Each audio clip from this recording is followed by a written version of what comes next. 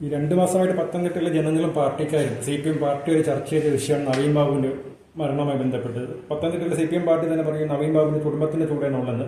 ഇന്നലെ വിജിലൻസിന്റെ റിപ്പോർട്ട് ഒരു പ്രമുഖ മാധ്യമം പുറത്തുവിട്ടു. നവീൻ ബാബു കൈക്കൂലി വാങ്ങിച്ചിട്ടില്ല. പ്രശാന്തൻ 2 തെളിവ് കൊടുത്ത് ഒരു പണയം വെച്ച രസീതും ഒരു 6-ാം തീയതി 4 പ്രാവശ്യം വിളിച്ച ഫോൺ റെക്കോർഡ് മാത്രമേ ഉള്ളൂ. ഇപ്പോഴും പറഞ്ഞു വെച്ചാൽ നവീൻ ബാബു കൈക്കൂലി വാങ്ങിച്ചിട്ടില്ല. സർക്കാർ CBI വരണ്ടെന്ന് പറയുന്നുണ്ട്. പത്തനംതിട്ട കോൺഗ്രസ് ആരുടെ ഒപ്പമാണ്? പത്തനംതിട്ട കോൺഗ്രസ് നീതിക്കൊപ്പമാണ്. പത്തനംതിട്ട കോൺഗ്രസിന്റെ നിലപാട് കേരളത്തിലെ മുഴുവൻ കോൺഗ്രസിന്റെ നിലപാട് തന്നെയാണ്. അതിൽ വ്യത്യസ്തമായ നിലപാടില്ല. CPMന്റെ ചരിത്രത്തിൽ ഒരുപക്ഷെ ആദ്യമായിട്ടാണ് 2 ജില്ലാ ഘടകങ്ങൾ വ്യത്യസ്തമായ ഒരു വിഷയത്തിൽ വ്യത്യസ്തമായ 2 നിലപാട് സ്വീകരിച്ചത്. അതിൽ തന്നെ സംസ്ഥാന സെക്രട്ടറിയുടെ നിലപാട് നവീൻ ബാബുവിനൊപ്പമാണെന്ന് പറയുമ്പോഴും സംസ്ഥാന സെക്രട്ടറിയുടെ ഭാര്യയുടെ നിലപാട് PP ദീപിക്കൊപ്പമാണ്. അപ്പൊ ആ വ്യത്യാസം CPM നിലപാടുകളുണ്ട്. CPM യഥാർത്ഥത്തിൽ നവീൻ ബാബുവിന്റെ കുടുംബത്തെ വഞ്ചിക്കുകയാണ്. കാരണം നവീൻ ബാബുവിന്റെ കുടുംബം CPMന്റെ അടിയുറച്ച കുടുംബമാണ്. പഞ്ചായത്ത് അംഗങ്ങൾ CPMന് നൽകിയിട്ടുള്ള കുടുംബമാണ്. ഞാൻ മനസ്സിലാക്കിയിട്ടുള്ള വെച്ച് പാലാ ഉപതെരഞ്ഞെടുപ്പിന്റെ ചുമതലക്കാരനായിരുന്നു നവീൻ ബാബു. സാധാരണ നമുക്ക് എല്ലാവർക്കും അറിയാം, CPMO ഏത് ഗവൺമെന്റ് ഭരിച്ചാലും ഒരു ഉപതെരഞ്ഞെടുപ്പ് വരുമ്പോൾ ആ സ്ഥലത്ത് തീരുമാനിക്കുന്ന ഉദ്യോഗസ്ഥൻ പാർട്ടിക്ക് ഏറ്റവും വിശ്വസ്തനായ ആളായിരിക്കും. കാരണം പാർട്ടിക്ക് വിരുദ്ധമായ നടപടികൾ ഉണ്ടാകാതിരിക്കാനുള്ള ഒരു മുൻകരുതൽ പലപ്പോഴും എടുക്കാറുണ്ട്. അപ്പൊ നവീൻ ബാബു എല്ലാ കാലത്തും വളരെ സജീവമായി ഇടതുപക്ഷ രാഷ്ട്രീയത്തോടൊപ്പം ചേർന്ന് നിന്ന ആളാണ്. ഉപതെരഞ്ഞെടുപ്പിൽ കൂടി കടന്നു വരുന്ന പശ്ചാത്തലത്തിൽ നവീൻ ബാബുവിനെ അവർക്ക് പൂർണ്ണമായും തള്ളി പറയാൻ ബുദ്ധിമുട്ടായിരുന്നു.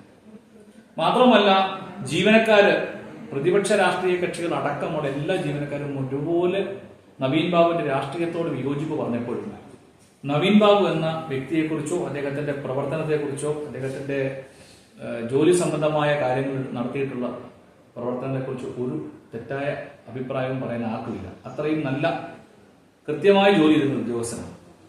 അപ്പൊ ആ ഉദ്യോഗസ്ഥന്റെ മരണത്തിന്റെ ഒരു പക്ഷത്ത് നിൽക്കുന്നത് ഇടതുപക്ഷം തന്നെയാണ്, CPM തന്നെയാണ്. ജില്ലാ പഞ്ചായത്ത് പ്രസിഡന്റ് അടക്കം പ്രശാന്ത് അടക്കമുള്ള ആളുകളാണ് പക്ഷത്ത് നിൽക്കുന്നത്. അതിനപ്പുറത്തേക്ക് കേസ് പോകാതിരിക്കാനുള്ള മുൻകരുതലാണ് CPM എടുത്തതെന്നാണ് കോൺഗ്രസ് പാർട്ടി വിശ്വസിക്കുന്നത്. കാരണം അല്ലായിരുന്നെങ്കിൽ CPMനെ സംബന്ധിച്ചിടത്തോളം ഈ നിലപാട് സ്വീകരിക്കേണ്ട കാര്യമില്ല. CPMനെ വിശ്വാസത്തിൽ എടുക്കുന്നതിന്റെ ഭാഗമായിട്ടാണ് ആ കുടുംബം ആദ്യഘട്ടങ്ങളിൽ ഒരിക്കൽ പോലും ഗവൺമെന്റിനെതിരെ ഒരു വാക്കുപോലും പറയാൻ തയ്യാറായിട്ടില്ല. ഇപ്പോൾ നമ്മുടെ പ്രതിപക്ഷ രാഷ്ട്രീയ കക്ഷികൾ ഞങ്ങൾ എല്ലാവരും അവിടെ പോയിട്ടുള്ളവരാണ്. അദ്ദേഹത്തിന്റെ കുടുംബാംഗങ്ങളോട് സംസാരിച്ചിട്ടുള്ളവരാണ്. പ്രതിപക്ഷ നേതാവ് VD സതീശനും KPC പ്രസിഡന്റ് K സുധാകരനും അടക്കം കേരളത്തിലെ സമ്പന്നതരായ മുഴുവൻ കോൺഗ്രസ് നേതാക്കന്മാരും ഘടകകക്ഷികളുടെ നേതാക്കന്മാരടക്കം എല്ലാവരോടും പോയിട്ടുണ്ട്. പക്ഷെ ഒരിക്കൽ പോലും ആ കുടുംബം കേസിന്റെ തുടക്കത്തിൽ സർക്കാരിനെ തള്ളി പറയാതെ സർക്കാർ വിശ്വാസം അർപ്പിക്കുകയാണ് ചെയ്തത്. പക്ഷെ പിന്നീട് അവർക്ക് തന്നെ അത് ബോധ്യപ്പെട്ടതിന്റെ അടിസ്ഥാനത്തിലാണ് അവർ CBI അന്വേഷണത്തിലേക്ക് നീങ്ങിയത്. ആ CBI അന്വേഷണത്തിലേക്ക് നീങ്ങാൻ അവരെ പ്രേരിപ്പിച്ച ഘടകങ്ങളിൽ ഏറ്റവും പ്രധാനപ്പെട്ട ഘടകം എന്ന് പറയുന്നത് നവീൻ ബാബു കൊല ചെയ്യപ്പെട്ടിരിക്കുന്നു എന്ന സംശയം തന്നെയാണ്. 11 മണിക്ക് അദ്ദേഹത്തിന്റെ ഭാര്യ ഞങ്ങളോട് ചിലപ്പോൾ പറഞ്ഞത് 11 മണിക്ക് വിളിക്കുമ്പോൾ റെയിൽവേ സ്റ്റേഷനിലേക്ക് എത്തി ട്രെയിനിൽ പോരുകയാണ് എന്ന് പറഞ്ഞു വന്നു. അദ്ദേഹം അത് പറയുമ്പോൾ കുടുംബം രാവിലെ അദ്ദേഹത്തെ സ്വീകരിക്കാൻ വേണ്ടി വരുമെന്ന് അദ്ദേഹത്തിന് അറിയാം.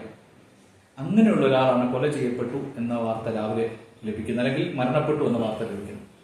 സ്വാഭാവികമായിട്ടും നീതി നവീൻ ബാബുവിന്റെ കുടുംബത്തിനൊപ്പമാണ്. കോൺഗ്രസ് നിലപാട് നവീൻ ബാബുവിന്റെ കുടുംബത്തിനൊപ്പമാണ്, നീതിക്കൊപ്പമാണ്.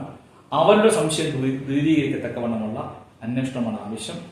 അതിന് സർക്കാരിന്റെ അന്വേഷണത്തിൽ വിശ്വാസമില്ല എന്നതാണ് ആ കുടുംബം പറയുന്നതിന്റെ അർത്ഥം. ഈ കേരള സർക്കാർ ഇപ്പോഴും പറഞ്ഞ CBI അന്വേഷണം വേണ്ടെന്ന് പറയുന്നത്. ഇപ്പൊ മരണം നടന്നിട്ട് 2 മാസം കഴിഞ്ഞിരിക്കുകയാണ്. CBI ഇനി വന്നാൽ ഈ കേസ് തെളിയിക്കാൻ പറ്റില്ല. 2 മാസം എന്നുള്ള തെളിവ് എപ്പോഴും CPM പാർട്ടി നശിപ്പിക്കാം. കാരണം മറ്റൊരു കാര്യം കൂടി, ഒരു കേസിൽ പ്രതിക്ക് കോടതി ജാമ്യം കൊടുത്താൽ പറയും ആ ജില്ലയിൽ വരരുത് എന്ന് പറയും. പക്ഷെ PP ദിവ്യയുടെ പറയുന്നത് ജില്ല വിട്ട് പോകരുത്. അപ്പൊ ദിവ്യക്ക് തെളിവ് നശിപ്പിക്കാൻ എളുപ്പമില്ലല്ലോ. ഈ കേസുമായി ബന്ധപ്പെട്ടുണ്ടായ എല്ലാ കാര്യങ്ങളും ദുരൂഹമാണ്. ഈ PP ദിവ്യയെ പോലെ ഒരാളിനെ അറസ്റ്റ് ചെയ്യാൻ പോലീസ് എടുത്തൊരു സമയമുണ്ട്. അത് തന്നെ PP ദിവ്യയെ സംരക്ഷിക്കുന്നതിന്റെ എല്ലാ കാര്യങ്ങളും ചെയ്തതിന് ശേഷമാണ് ആ അറസ്റ്റിലേക്ക് നീങ്ങിയത്. അപ്പൊ അവിടെ തന്നെ PP ദിവ്യയുടെ പ്രതിപക്ഷം ഉന്നയിച്ച ആരോപണമുണ്ട്. CPMന്റെ ഉത്തരവാദിത്തപ്പെട്ട നേതാക്കന്മാരെ, മുഖ്യമന്ത്രി അടക്കമുള്ളവർ അറിവോടുകൂടി അവരുടെ സംരക്ഷണ വലയത്തിലാണ് അവരുള്ളത് എന്നാണ് കോൺഗ്രസ് മുന്നോട്ട് വെച്ച അന്നത്തെ ഏറ്റവും പ്രധാനപ്പെട്ട വാദം. അത് ശരിയാണ്. കാരണം PP ദിവ്യയ്ക്ക് പൊടുന്നതിനെ ലഭിച്ച ജാമ്യമൊക്കെ നമുക്കറിയാം. അപ്പൊ അവിടെ തന്നെ ആ കേസ് അട്ടിമറിക്കാനുള്ള ശ്രമം നടന്നിട്ടുണ്ട്.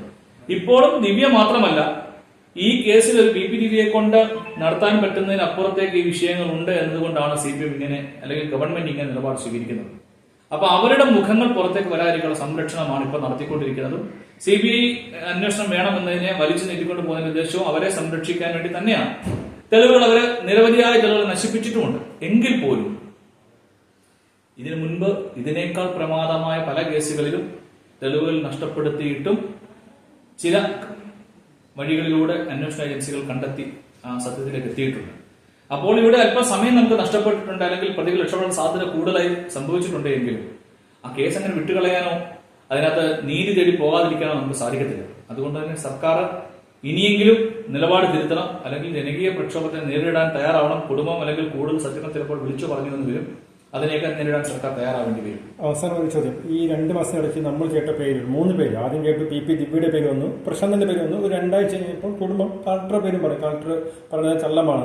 ഈ 3 പേരല്ലാതെ ഈ 3 പേർക്ക് പിന്നിൽ വേറെ വലിയ ശക്തികളോ ബിനാമികളോ CPM വലിയ നേതാക്കളുണ്ടോ? തീർച്ചയായും ഉണ്ടാവണമല്ലോ. അങ്ങനെ ഉണ്ടാവാതെ ഞാൻ ചോദിക്കട്ടെ, ജില്ലാ പഞ്ചായത്ത് പ്രസിഡന്റ് PP ദിവ്യ മാത്രമാണ് കേസിന്റെ ഭാഗമെന്ന് കുടുംബാംഗങ്ങൾ വരുന്നതിന് മുൻപ് ഈ പോസ്റ്റ്മോർട്ടം റിപ്പോർട്ട് നടക്കേണ്ട കാര്യമില്ല, ഈ പോസ്റ്റ്മോർട്ടം നടത്തേണ്ട കാര്യമില്ല. രണ്ടാമത്, പോസ്റ്റ്മോർട്ടം ബന്ധപ്പെട്ട ആശുപത്രിയെ കുറിച്ച് ആക്ഷേപമുണ്ടായി. അപ്പം ഒരു സാധാരണ ഒരു കേസിൽ ഉണ്ടാവേണ്ട നടപടിക്രമങ്ങൾ പോലും ഒരു ADM-ന്റെ മരണത്തിൽ ഉണ്ടായില്ല എന്നതാണ് വസ്തുത.